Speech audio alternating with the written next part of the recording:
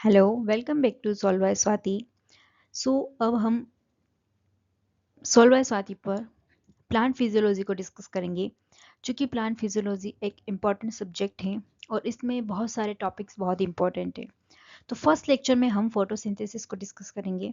Photosynthesis के basic से लेकर एडवांस तक सारे कॉन्सेप्ट्स को हम डिस्कस करेंगे। तो फोटोसिंथेसिस होता क्या है वो हम यहाँ पर कंप्लीट डिस्कस करने वाले हैं। तो मैं हूँ बायोलॉजी एजुकेटर। बहुत ही शानदार ये सब लेक्चर होने वाला है और लास्ट तक आप इस वीडियो में बने रहिए ताकि आपके बेसिक से लेकर कॉम्प्लेक्स चीज़ें तक सारी क्लियर हों और उनके कॉन्सेप्ट क्लियर हों। तो फोटोसिंथेसिस को समझने से पहले हमने बचपन से हम ये केमिकल इक्वेशन फोटोसिंथेसिस के लिए पढ़ते आए हैं जो कहती हैं कि CO2 और वाटर मिलकर लाइट और क्लोरोफिल के प्रेजेंस में ग्लूकोज बनाते हैं और ऑक्सीजन को रिलीज करते हैं। ये फोटोसिंथेसिस रिएक्शन साइंस का हर बच्चा जानता है। और फोटोसिंथेसिस क्या होता है? फोटोसिंथेसिस एक फिजियोकेमिकल प्रोसेस है जहाँ पर लाइट के प्रेजेंस में, जो कि एक फिजिकल फैक्टर है, लाइट के प्रेजेंस में जहाँ पर ऑर्गेनिक मॉलिक्यूल का सिंथेसिस किया जाता है, उसी प्रोसेस को यहाँ पर फोटोसिंथेसिस कहा जाता है। ये हो गई इसकी मोटा मोटी डेफिनेशन। लेकिन अब हम इसको बायोलॉजी पर्सपेक्टिव से देखेंगे और इन डिटेल फोटोसिंथेसिस को समझेंगे। लास्ट तक बने रहिए, बहुत ही इंपॉर्टेंट ये सेशन होने वाला है। फोटोसिंथेसिस एक ऐसी प्रोसेस है जो कि धरती पर, अर्थ पर लाइफ के, जीवन के लिए एक बेसिक रिक्वायरमेंट है।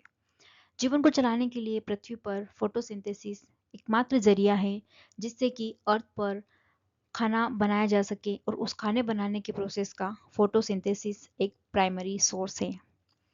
अब फोटोसिंथेसिस के प्रोसेस के थ्रू क्या बनाया जाता है? तो खाने के रूप में कार्बोहाइड्रेट्स बनता है और इस कार्बोहाइड्रेट्स के अंदर जो केमिकल, क्योंकि ये भी ऑर्गेनिक मॉलिक्यूल्स है और इन ऑर्गेनिक मॉलिक्यूल्स के अंदर केमिकल बॉन्ड प्रेजेंट्स हैं और उन केमिकल बॉन्ड्स के अंदर एनर्जी को स्टोर किया जाता है और इसी बॉन्ड एनर्जी को फर्दर मेटाबॉलिक रिएक्शंस में लिविंग सिस्टम अपने एनर्जी को बनाने में यूज़ करता है। तो फोटोसिंथेसिस जीवन चलाने के लिए एक बेसिक प्रोसेस है। तो फोटोसिंथेसिस यहाँ पर लाइट डिपेंडेंट, इस फेवरोकेमिकल रिएक्शंस में यहाँ पर लाइट डिपेंडेंट रिएक्शंस भी होती हैं, लाइट इंडिपेंडेंस रिएक्शंस भी होती हैं, जिसको हम आगे इन डिटेल समझेंगे। और फोटोसिंथेसिस का सिंपल सा मतलब है कि लाइट के प्रेजेंस में, फोटो मतलब होता है लाइट और सिंथेसिस, सिंथेटिक का मतलब होता है सिंथेसिस। जब ऑर्गेनिक मॉलिक्यूल का सिंथेसिस हो इन प्रेजेंस ऑफ लाइट, और वो ऑर्गेनिक मॉलिक्यूल क्या हो? कार्बोहाइड्रेट्स हो। तो कार्बोहाइड्रेट्स का सिंथेसिस जब लाइट के प्रेजेंस में किया जाता है तो यहाँ पर फोटोसिंथेसिस वो रिएक्शन कहलाती है। और फोटोसिंथेसिस कहाँ चलता है और इसका क्या सिग्निफिकेंस है वो हम यहाँ पर देखने वाले हैं। तो फोटोसिंथेसिस जो है वो ऑक्सीजनिक हो सकती हैं या एनऑक्सीजनिक हो सकती है। ऐसी फोटोसिंथेसिस ऑर्गेनिजम्स जो कि ऑक्सीजन इवॉल्व करते हैं उन्हें हम ऑक्सीजनिक कहेंगे और जो ऑक्सीजन को इवॉल्व नहीं करते हैं वो एनऑक्सीजनिक कहेंगे। मेनली एनऑक्सीजनिक ऑर्गेनिजम्स ऐसे फोटोसिंथेटिक ऑर्गेनिज्म होते हैं जो कि प्रोकैरियोट्स ही होते हैं। यूकैरियोट्स में ऐसी कोई प्रोसेस नहीं होती। अब ऑक्सीजनिक की बात करें तो यहाँ पर यूकैरियोट और प्रोकैरियोट दोनों में ये होता है। और यूकैरियोट्स की अगर हम हायर ऑर्गेनिजम्स की बात करें तो ग्रीन प्लांट्स के अंदर ऑक्सीजनिक फोटोसिंथेसिस होता है। और अगर फोटोसिंथेटिक प्रोटिस्टा की अगर हम बात करें, यूनिसेलुलर यूकैरियोट्स की बात करें, तो उसमें यूग्लिना एंड डायटम्स बेहतरीन एग्जाम्पल है। प्रोकैरियोट्स की अगर हम बात करें तो प्रोकैरियोट्स में साइनोबैक्टीरिया, ब्लू ग्रीन एल्गी जो कि प्रोकैरियोटिक ऑक्सीजनिक फोटोसिंथेटिक ऑर्गेनिजम्स हैं। और ये फोटोसिंथेटिक ऑर्गेनिजम्स धरती पर फोटोसिंथेसिस करते हैं और ऑक्सीजन को इवॉल्व करते हैं। और यही फोटोसिंथेसिस से बने हुए कार्बोहाइड्रेट्स मॉलिक्यूल, फूड जो हम दूसरे एनिमल्स वगैरह खाने में यूज़ करते हैं और इसी से लाइफ बनी हुई है। तो ये एक ऐसी प्रोसेस है बायोलॉजी में जिसके बिना लिविंग कोई भी ऑर्गेनिज्म सरवाइव नहीं कर सकता। तो ये बहुत ही इंपॉर्टेंट हो जाता है। अब हम कह रहे हैं कि फोटोसिंथेसिस, जैसा कि नाम ही डिनोट कर रहा है, फोटो लाइट, मतलब कहीं ना कहीं यहाँ पर लाइट का डायरेक्ट रोल होता है। अब लाइट कौन सी? तो यहाँ से सन से आने वाली सनलाइट को कोई फोटोसिंथेटिक ऑर्गेनिजम्स, जैसे वो प्लांट हो सकते हैं, बैक्टीरिया, प्रोटिस्ट हो सकते हैं, एल्गी हो सकते हैं, ये फोटोसिंथेटिक ऑर्गेनिजम्स इस सूर्य से आने वाली लाइट को लाइट एनर्जी के फॉर्म में, जो कि इलेक्ट्रोमैग्नेटिक रेडिएशंस के फॉर्म में होती है, ये इस आने वाली सनलाइट को वाटर के प्रेजेंस में O2 को इवॉल्व करते हुए यहाँ पर फोटोसिंथेटिक ऑर्गेनिजम्स एटमॉस्फेरिक CO2 को लेते हैं और उसे कन्वर्ट कर देते हैं फूड में। तो फोटोसिंथेटिक ऑर्गेनिजम्स ने क्या किया, इस आने वाली सनलाइट से जो लाइट एनर्जी है उसे यहाँ पर केमिकल एनर्जी में कन्वर्ट कर दिया। तो फोटोसिंथेटिक एक ऐसी प्रोसेस है जहाँ पर लाइट एनर्जी को कैप्चर करके उसे केमिकल एनर्जी में कन्वर्ट किया जाता है। अब इस केमिकल्स एनर्जी को फूड या ग्लूकोज के फॉर्म में जब हम जो दूसरे ऑर्गेनिज्म से, जैसे वो एनिमल हो सकते हैं, प्रोटिस्टा, फंजाई, वो इसे रेस्पिरेटरी सबस्ट्रेट के फॉर्म में यूज करते हैं, जो कि बायोकेमिकल ऑक्सीडेशन के थ्रू यहाँ पर इन ऑर्गेनिजम्स के अंदर CO2 को रिलीज करते हुए इन ऑर्गेनिजम्स को एनर्जी प्रोवाइड करता है और यहाँ पर ऑक्सीजन का यूटिलाइजेशन होता है, जिसे कि हम यहाँ पर बायोकेमिस्ट्री में कंप्लीट पढ़ चुके हैं। हमने बायोकेमिकल रिएक्शंस में बैकग्राउंड पढ़े हैं, तो वो यहाँ पर as a biochemical oxidation process में आता है। तो कैसे लाइट एनर्जी को केमिकल एनर्जी फॉर्म में कन्वर्ट किया जाना है, और ये केमिकल एनर्जी बाकी जितने भी ऑर्गेनिजम्स है, चाहे वो एनिमल हो, चाहे प्रोटिस्टा हो, चाहे फंजाई हो, इन सारे ऑर्गेनिजम्स को लाइफ का बेसिस है। तो कैसे ये ऑर्गेनिजम्स जिंदा रह रहे हैं, क्योंकि प्लांट से मिलने वाला फूड हर ऑर्गेनिजम्स के सर्वाइवल के लिए इंपॉर्टेंट है, और प्लांट में बनने वाला ये फूड यहाँ पर फोटोसिंथेसिस के थ्रू बन रहा है, जो कि सनलाइट को कैप्चर करते हैं और किसी केमिकल फॉर्म में कन्वर्ट कर देते हैं। तो यही कंप्लीट यहाँ पर फोटोसिंथेसिस होता है। यहाँ पर हम फोटोसिंथेसिस को समझने के लिए, जैसे हम ग्रीन प्लांट की बात करें जो कि ऑक्सीजेनिक यूकेरियोटिक फोटोसिंथेटिक ऑर्गेनिज्म से, तो ग्रीन प्लांट में क्या होता है, ग्रीन प्लांट में जो ग्रीन लीव्स होती हैं वो यहाँ पर फोटोसिंथेटिक एपरेटस साइट्स का काम करती हैं, जो सन से आने वाली सनलाइट को यहाँ पर कैप्चर किया जाता है।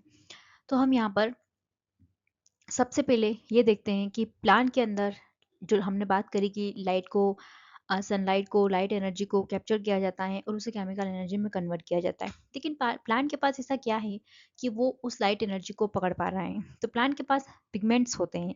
पिगमेंट्स कॉम्प्लेक्स ऑर्गेनिक मॉलिक्यूल होते हैं जो कि हाइड्रोफोबिक होते हैं, मतलब वाटर से दूर रहना पसंद करते हैं, और लिपोफिलिक होते हैं, मतलब lipid soluble complex organic molecule को ही पिगमेंट्स कहा जाता है, जो कहाँ प्रेजेंट होते हैं, जो क्लोरोप्लास्ट में प्रेजेंट होते हैं, और ग्रीन प्लांट्स में, जो भी प्लांट्स के ग्रीन पार्ट्स हैं वहाँ पर ये पिगमेंट्स प्रेजेंट होते हैं। दूसरे भी और पिगमेंट्स प्रेजेंट होते हैं, जैसे कि फ्रूट्स में प्रेजेंट होते हैं, डिफरेंट लीव्स कलर में प्रेजेंट होते हैं, लेकिन मेनली जो प्लांट पिगमेंट है वो यहाँ पर फोटोसिंथेसिस में इन्वॉल्व है। अब ये पिगमेंट्स क्लोरोफिल हो सकते हैं, कैरोटिनॉइड्स हो सकते हैं, फाइकोबिडिन्स हो सकते हैं। जैसे कि हमने बताया, यहाँ पर हमने ग्रीन लीव्स का एग्जांपल लिया है, जहाँ पर हमने क्लोरोफिल को डिनोट किया है, कैरोटिनॉइड्स को बताया है और फाइकोबिडिन्स को बताया है। ये प्लांट पिगमेंट्स सन से आने वाली लाइट एनर्जी को कैप्चर करते हैं और उसे यहाँ पर प्लांट को जो कार्बोहाइड्रेट सिंथेसिस होगा उसे यहाँ पर बनाने में उस लाइट एनर्जी को क्या करेंगे, इन्वॉल्व करेंगे। और जो O2 प्रोड्यूसिंग ऑर्गेनिजम्स हैं, तो यहाँ पर ग्रीन प्लांट जैसे O2 प्रोड्यूस करते हैं, तो वहाँ पर पिगमेंट का बहुत ही बड़ा रोल है, और ये पिगमेंट्स यहाँ पर क्या करते हैं, सनलाइट से आने वाली सोलर एनर्जी को कैप्चर करते हैं और यहाँ पर फर्दर ये केमिकल एनर्जी बनाने में इस एनर्जी को ट्रांसफर करेंगे। तो यहाँ पर हम पिगमेंट्स को थोड़ा डिटेल में देखते हैं। अब अगर हम क्लोरोफिल की बात करें, तो क्लोरोफिल टेट्रापायरल से बना हुआ कॉम्प्लेक्स ऑर्गेनिक मॉलिक्यूल है और इसमें फाइटल साइड चेन होती है। ये यहाँ पर मैं डिनोट करती हूँ, जिसे कि कहा जाता है फाइटल साइड चेन। यही यहाँ पर फाइटल साइड चेन कहलाती है, और ये हमारा है टेट्रापायरल। इसी को यहाँ पर टेट्रापायरल कहा गया है। जो कॉम्प्लेक्स स्ट्रक्चर हम देख रहे हैं, जिसके सेंटर पर यहाँ पर मैग्नीशियम प्रेजेंट है, और ये मैग्नीशियम यहाँ पर मेटालिक बॉन्ड के थ्रू यहाँ पर ये बाउंड रहता है। और ये जो नीचे फाइटल साइड चेन है, जो कि हाइड्रोफोबिक इसे नेचर प्रोवाइड करती है क्लोरोफिल को, इसी चेन की वजह से ये यहाँ पर हाइड्रोफिलिक बनता है।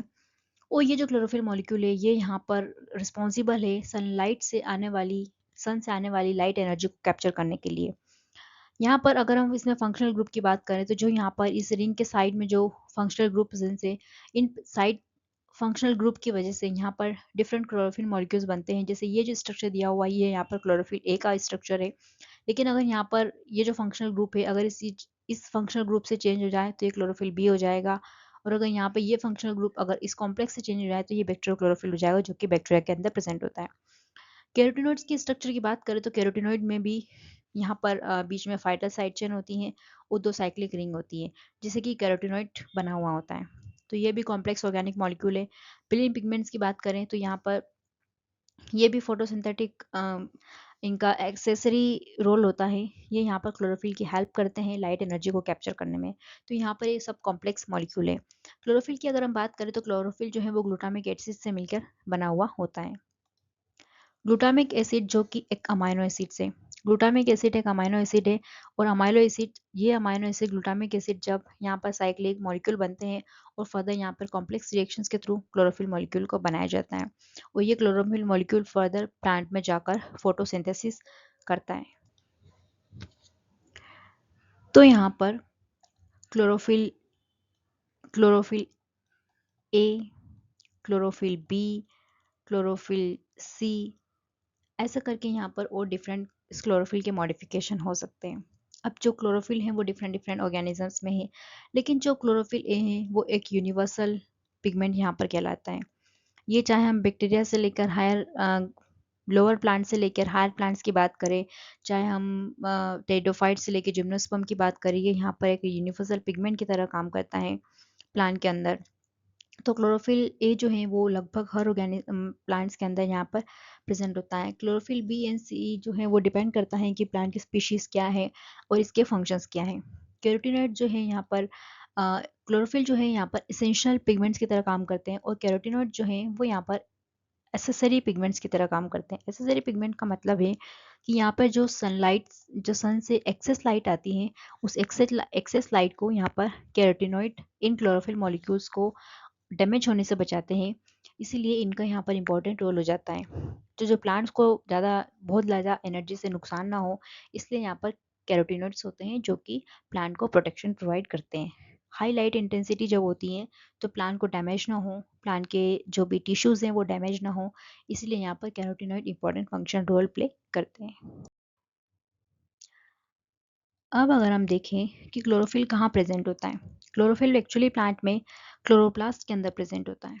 क्लोरोप्लास्ट के अंदर भी हमें, क्लोरोप्लास्ट एक सेल ऑर्गेनल है जो कि प्लांट में प्रेजेंट होता है। ये एक सेल ऑर्गेनल है, जैसे एनिमल सेल्स के अंदर हम माइटोकॉन्ड्रिया वगैरह, डिफरेंट राइबोसोम्स, एंडोप्लाज्मिक रेटिकुलम, बहुत सारे सेल ऑर्गेनल्स की बात करते हैं, वैसे ही प्लांट के अंदर यहाँ पर प्लांट सेल्स के अंदर यहाँ पर क्लोरोप्लास्ट प्रेजेंट होता है और ये क्लोरोप्लास्ट यहाँ पर फोटोसिंथेसिस के लिए एक हाउस है जहाँ पर फोटोसिंथेसिस होता है। अब क्लोरोप्लास्ट का स्ट्रक्चर हम थोड़ा सा देख लेते हैं। क्लोरोप्लास्ट एक डबल मेम्ब्रेन बाउंड ऑर्गेनल है जिसमें कि डबल मेम्ब्रेन प्रेजेंट होती हैं। जैसे माइटोकॉन्ड्रिया के अंदर डबल मेम्ब्रेन सेल ऑर्गेनल होता है, वैसे ही यहाँ पर क्लोरोप्लास्ट के अंदर डबल मेम्ब्रेन होती है। क्लोरोप्लास्ट के अंदर की अगर हम बात करें तो यहाँ पर थाइलाकोइड प्रेजेंट होती है, यहाँ पर थाइलाकोइड प्रेजेंट होती है और ये थाइलाकोइड बीच में अ, जो है वो स्ट्रोमा लेमेली से कनेक्टेड होती हैं और ये एक के ऊपर जैसे प्लेट्स जमी हुई होती है, वैसे ही ये थाइलाकोइड एक के ऊपर एक जमी हुई होती हैं और इस पूरे जमे हुए जो स्ट्रक्चर है थाइलाकोइड्स का, उन्हें ग्रेना लेमेली कहा जाता है। और बीच में जो इन्हें कनेक्टेड थाइलाकोइड्स होती हैं वो मतलब स्ट्रोमा लेमेली कहा जाता है। बीच में जो इनका फ्लूइडिक जो भी क्लोरोप्लास्ट के अंदर प्रेजेंट होता है उसे स्ट्रोमा कहा जाता है। इनर जो इसकी इनर एनवेलप होता है और बाहर का आउटर एनवेलप होता है और इन दोनों के बीच में यहाँ पर इंटरमेम्ब्रेन स्पेस होती है। अगर हम यहाँ पर थाइलाकोइड ग्रेना लेमिली को डिटेल में देखें तो ये यहाँ पर इस थाइलाकोइड स्ट्रक्चर के अंदर यहाँ पर बीच में ल्यूमेन होता है और ये पूरा यहाँ पर कवर रहती हैं और ये एक के ऊपर यहाँ पर स्टेक ऑफ थाइलाकोइड जमी हुई होती है। बीच में यहाँ पर लूमेन होता है और ये क्लोरोफिल यहाँ पर इन्हीं थाइलाकोइड मेम्ब्रेन के ऊपर ये क्लोरोफिल प्रेजेंट होते हैं। पिगमेंट्स यहाँ पर प्रेजेंट होते हैं, चाहे वो क्लोरोफिल हो हमारे दूसरे पिगमेंट्स, तो वो यहाँ पर थाइलाकोइड मेम्ब्रेन के ऊपर प्रेजेंट होते हैं। तो इनकी एग्जैक्ट लोकेशन यहाँ पर थाइलाकोइड मेम्ब्रेन हो जाती है। अब हम जो यहाँ पर फोटोसिंथेसिस की रिएक्शंस पढ़ेंगे वो हम यहाँ पर क्लोरोप्लास्ट के अंदर पढ़ेंगे कि कैसे थाइलाकोइड की मेम्ब्रेन पर फोटोसिंथेसिस होता है और यहाँ पर कैसे प्लांट जो है वो फोटोसिंथेटिक प्रोडक्ट्स बनाता है। अब ये जो क्लोरोप्लास्ट है, इस क्लोरोप्लास्ट के अंदर यहाँ पर चलता है फोटोसिंथेसिस। फोटोसिंथेसिस की रिएक्शन जो है वो क्लोरोप्लास्ट में चलती है क्योंकि क्लोरोप्लास्ट में क्लोरोफिल प्रेजेंट है और यहाँ पर लाइट के प्रेजेंस में जब भी यहाँ पर लाइट आएगी तो इस क्लोरोप्लास्ट के यहाँ पर जो थाइलाकोइड पर जो क्लोरोफिल प्रेजेंट है वो यहाँ पर लाइट एनर्जी को कैप्चर करते हैं और लाइट एनर्जी से यहाँ पर प्लांट फोटोसिंथेसिस करेगा और यहाँ पर कार्बोहाइड्रेट्स का सिंथेसिस करेगा। तो प्लांट यहाँ पर कार्बोहाइड्रेट्स का सिंथेसिस करता है। वो कार्बोहाइड्रेट्स यहाँ पर ग्लूकोज, सुक्रोज, स्टार्च हो सकता है। अगर यहाँ पर सुक्रोज हो सकता है एंड स्टार्च हो सकता है। तो डिफरेंट यहाँ पर डिपेंड करता है कि प्लांट उसे स्टोर करना चाहता है या अपने खुद के लिए यूज़ करना चाहता है, वो किस तरह के कार्बोहाइड्रेट्स बना रहा है। तो फोटोसिंथेसिस यहाँ पर अर्थ पर एकमात्र ऐसा प्रोसेस है जो कि लाइट एनर्जी को कैप्चर करके केमिकल एनर्जी के फॉर्म में कार्बोहाइड्रेट्स को बनाता है और इन कार्बोहाइड्रेट्स को फर्दर और लिविंग ऑर्गेनिजम्स, चाहे वो एनिमल हो चाहे वो दूसरे ऑर्गेनिजम्स हो जो कि हेट्रोट्रोप्स होते हैं, जो कि अपना खाना खुद नहीं बना सकते, तो वो कम्प्लीटली फोटोसिंथेसिस के ऊपर डिपेंड रहते हैं। तो प्लांट में नेचर ने ऐसा सिस्टम बनाया है, प्लांट को ऐसा सिस्टम दिया है कि तुम्हारे पास अगर क्लोरोफिल है तो तुम यहाँ पर फोटोसिंथेसिस कर सकते हो। अभी जो साइंस में टेक्नोलॉजी डेवलप की जा रही है वो ऐसा कि कुछ ऐसे ऑर्गेनिजम्स बनाए जाए रिकॉम्बिनेंट डीएनए टेक्नोलॉजी से जो कि खुद फोटोसिंथेसिस कर पाए। ह्यूमन भी ऐसा कर पाते, अगर हमारे पास क्लोरोफिल होता तो हम भी अपना खाना खुद बना पाते, हमें बाहर से फूड को कंज्यूम करने की ज़रूरत नहीं होती। लेकिन नेचर ने ऐसा सिस्टम हमें नहीं दिया है, तो प्लांट के पास ये सिस्टम है और प्लांट्स इसे बेहतर तरीके से यूज़ कर सकते हैं। तो इस फर्स्ट लेक्चर में हमने जस्ट फोटोसिंथेसिस के बेसिक चीज़ों को डिस्कस किया। क्लोरोफिल कहाँ होता है, क्लोरोफिल क्या होते हैं, क्लोरोफिल का क्या सिग्निफिकेंस है। नेक्स्ट लेक्चर में बने रहिए और चैनल को ज़रूर सब्सक्राइब कीजिएगा क्योंकि आने वाली लेक्चर सीरीज़ बहुत इंपॉर्टेंट होने वाली है। चाहे आप सेट का एग्ज़ाम ले लीजिए, चाहे आप असिस्टेंट प्रोफेसर का एग्ज़ाम ले लीजिए, जूलॉजी बॉटनी, यहाँ से डेफिनेटली क्वेश्चन आते हैं और बहुत ही ईजी चीज़ें पूछी जाती है। यही पूछा जा सकता है कि क्लोरोफिल एग्जैक्टली कहाँ पर लोकेटेड होता है। ये तो सबको पता होता है क्लोरोप्लास्ट पे प्रेजेंट होता है, लेकिन क्लोरोप्लास्ट में भी कहाँ, तो ऐसे क्वेश्चन यहाँ पे बन सकते हैं और बहुत ही इंपॉर्टेंट आगे लेक्चर होने वाले हैं। चैनल को सोल्व बाय स्वाति को सब्सक्राइब जरूर कीजिएगा और वीडियो आपको हेल्पफुल लगा हो, आपको चीज़ें समझ में आ रही हो और आप चीज़ें इंटरकनेक्ट कर पा रहे हो तो वीडियो में बने रहिए। और thank you for joining me and subscribe, share and like. Thank you.